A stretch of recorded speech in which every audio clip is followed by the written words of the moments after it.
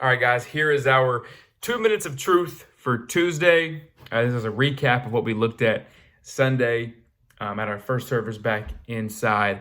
So here is what you missed if you weren't with us or if you were there and you were playing Among Us. I totally get it. Here's a recap of what we looked at. We looked at a verse in 2 Timothy 4:5.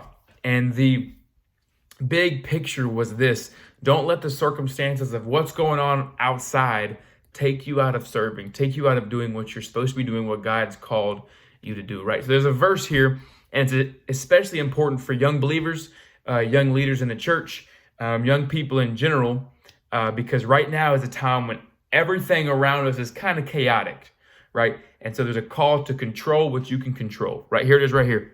They will turn their ears away from truth and turn aside to myths. Let's talk about everybody else, right?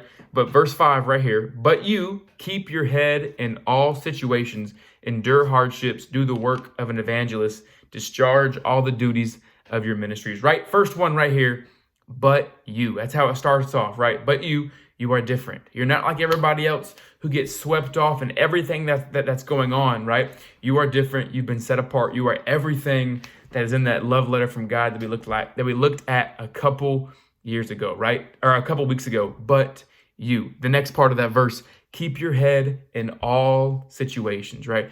Don't get swept up in the current. Make sure you're grounded. Make sure your foundation is strong in the Lord. Don't be minimized by the moment, right? Be calm, be focused, be controlled. We cannot control everything that happens to us, but we can always control our reaction to it, right? And so that's our call, is to keep our head in all circumstances, right? Don't let the moment be bigger than us. The next part of that verse, endure hardships, right? You've probably heard some older people in your life say that tough times are promised, right? The only thing that's constant is change, right? And we know that in tough times, they can either refine us or define us. They can either make us better or they can define who we are. I am that struggle. I am what happened to me, right? And that's not true.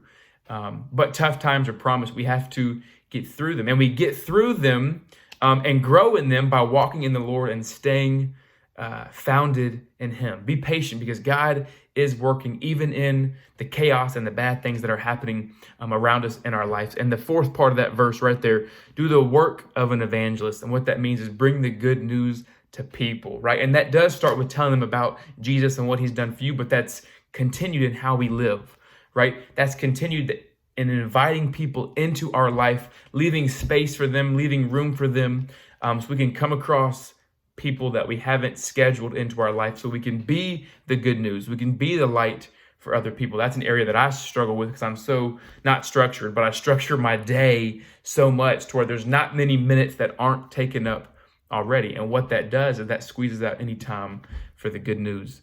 The greatest ministry we can do for somebody else, right, is walking with them, alongside them in their life. And the last part of that verse, discharge all the duties of your ministry, which just means this: fulfill what you're supposed to do. Fulfill your ministry, right? Which starts with you, because if you aren't fulfilling yourself, if you're not constantly trying to be refilled by the Lord, then you're going to burn out, right? And then it goes to your family and your friends and your acquaintances, right? And everybody else you meet, right? Control your space, and that starts inside with yourself, and it works out to the people around you, right? Love the people around you. Do your job.